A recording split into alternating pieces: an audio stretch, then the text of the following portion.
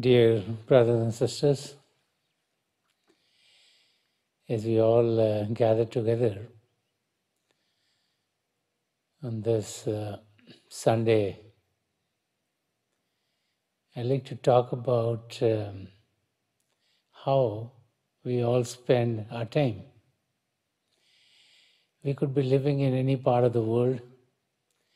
We could have been born in any country. Our beliefs could have been whatever our beliefs are. Our faiths might be different. Our cultures might be different. The way we clothe ourselves might be different.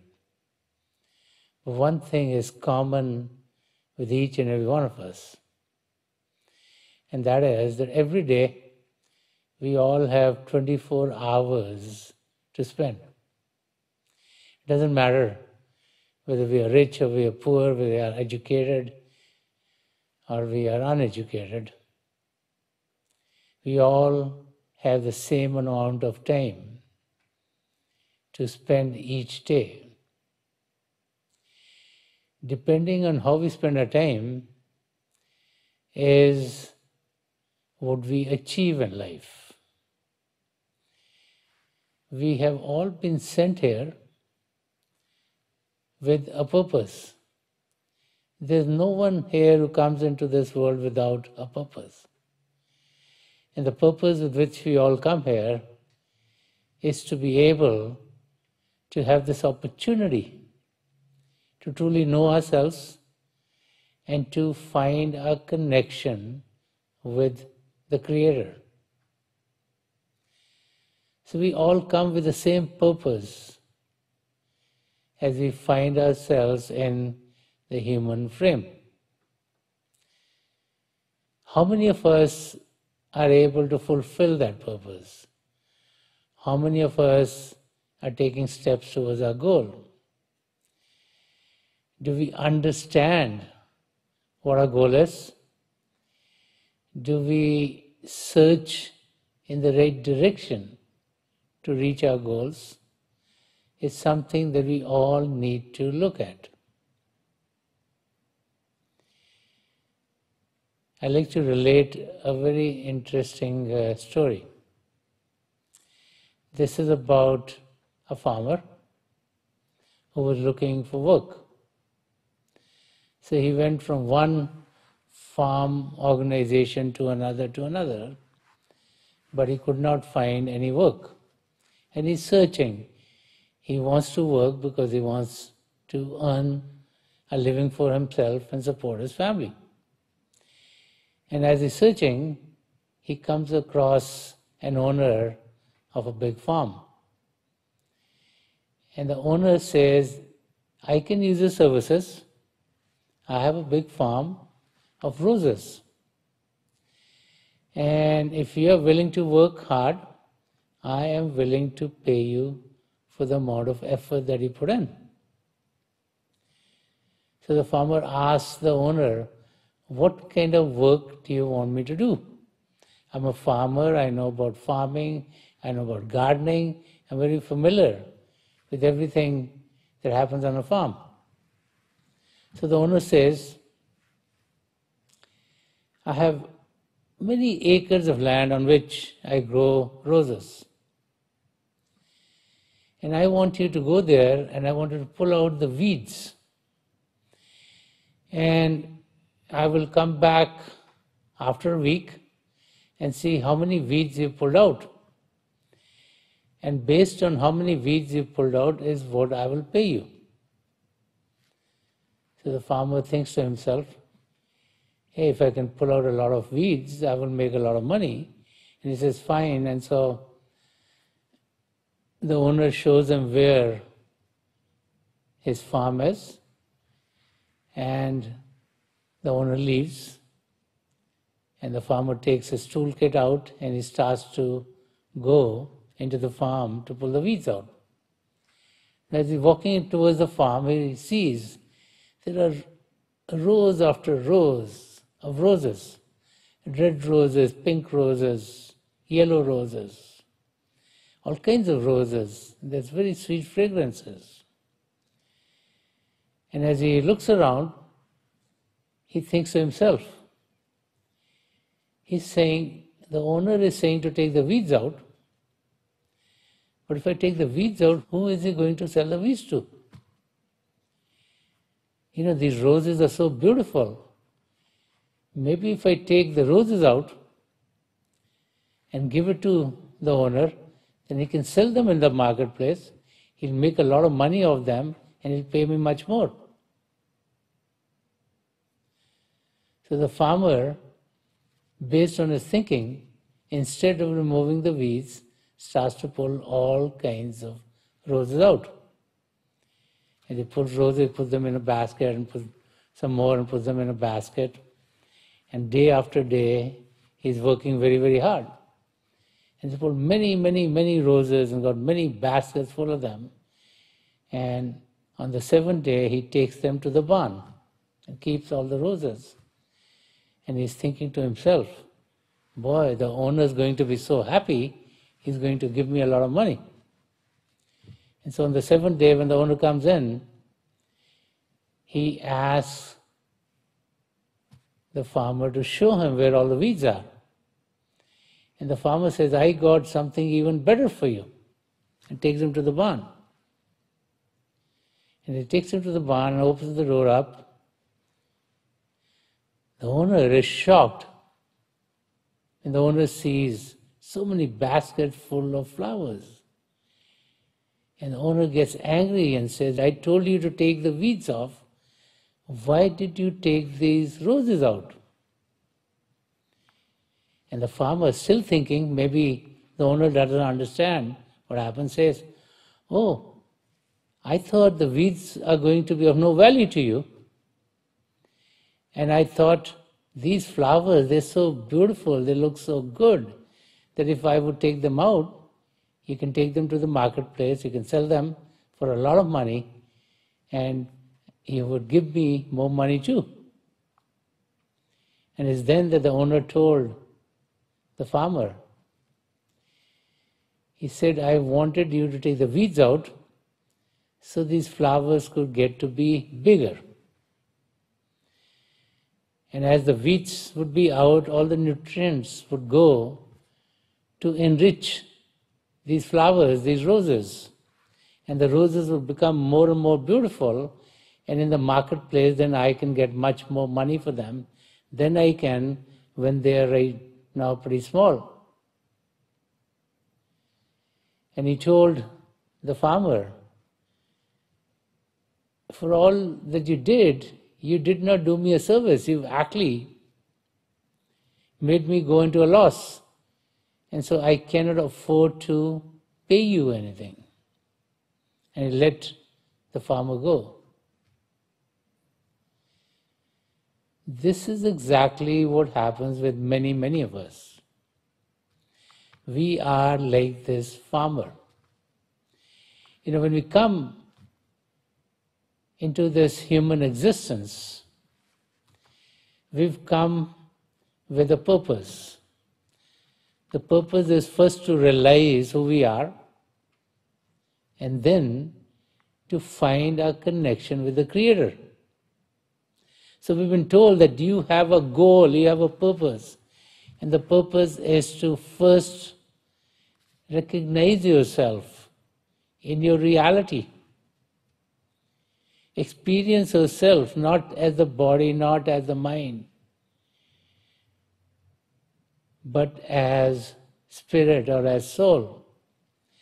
And once you realize that you are soul, you are conscious being, then find your connection with the Creator. But what do we do? When we come into this world, we all feel that all the goals that we have are goals of this world. We pay no heed to what we've been told when we come into this world. We forget that. We put that on the side. We think maybe no one knows what we're supposed to do. We know better what to do. And so what do? We say, oh, it's very good to have a physically good body. So we start to go in a direction of making the body better by exercising, by trying to eat food which will be nutritious to the body, by trying to make sure that the body gets enough rest so that the pains and the diseases in the bodies would be least. Because we think that we are the body, we try to take good care of it. We also, as we live in this world, realize that we need to use our intellect for us to be able to lead our lives properly in this world. So we fine-tune our intellect. We gain as much knowledge of this world as we can. We try to put it into play so that we are earning enough money based on our knowledge so that we can survive, we can provide for the body, and we can provide for our family. And then we also think that relationships are very important in this world. All the relationships that we have at the physical level, the relationship between family members, relationship between friends, relationship between people that we live with in our neighborhoods. Because when a relationship is not working well, we feel the pain. And so we try to focus in that direction, because we think that maybe is our goal, is to keep all our relationships well. And little do we realize that all the attractions of this world, which we go after, are not going to give us solace or will not be taking us towards our goal. Any attention on the world outside is not going to fulfill us. And so any time and effort that we put into gaining things of this world outside, whether it be towards the physical body, whether it be towards our intellect, whether it be towards our relationships, whether it be towards our emotions, are not really taking us towards our goal. And everything that we try to do on the world outside is going to remain here. Because as we come to the tail end of our lives, because physically, one day, each and every one of us is going to die. This physical existence in the human body would be gone. And at that time, nothing that we've gained in this world is going to help us. How good was our body physically doesn't matter, because the body will be gone by then. How good our relationships were doesn't matter, because all our relationships are gone. When we go, we're not connected with the ones who are left behind at the physical level. How intelligent were we? It does not matter anymore, because all the intelligence that we gained was of this physical world. So what matters? Did we take steps towards our goal? Did we fulfill the very purpose for which we were sent into this world? As we lead our lives in this world, we find that just to survive in this world, we lead lives which are away from perfection. There are many weeds in our existence. The biggest one is our ego. Our ego makes us think and feel as if we are different than everyone else. And as we think we are different than everyone else, then we also think that maybe we are better than everyone else. And as we think we are better than everyone else, then we look down on others, and that is the source of a lot of difficulties. we feel, hey, we should be given this because we are superior. And so we take things which legally might not be ours. We feel that whatever we want, we should be able to get. And so if we don't get that, then we get very angry. And so anger comes into our life. And whenever anger comes, whether it comes in thought or in word or in deed, it always creates difficulties. Because we then get involved in those activities which we would never get involved in if we were calm and peaceful. Also, because of our ego, when we get something, we get attached to it. That's another weed. Because as we get attached to things, and we know in life, as life goes on, that many things that we thought we had, they either deteriorate or go away. The things that we get of this world, which we think will give us happiness and joy, are like toys for the children. What happens when a child is given a toy? The child plays with the toy for an hour or two, maybe a day or two, and then it's sitting in a closet someplace, and the child never looks at it. And it's the same thing with everything that we try to fulfill our desires of products of this world. They maybe give us some joy for a few moments, but then those moments are gone. So the weeds of this existence, in which we get away from being truthful, because we always want to present ourselves not as we are, but as what people expect us to be. These are the weeds which we need to take out from our life. We need to lead a life of truthfulness. We need to lead a life of non-violence, so no anger should be a part of our existence. We need to be humble, so our ego is controlled. We don't need to be greedy. We don't need to be attached to things. So a life with those ethical principles is what will lead us to the truth.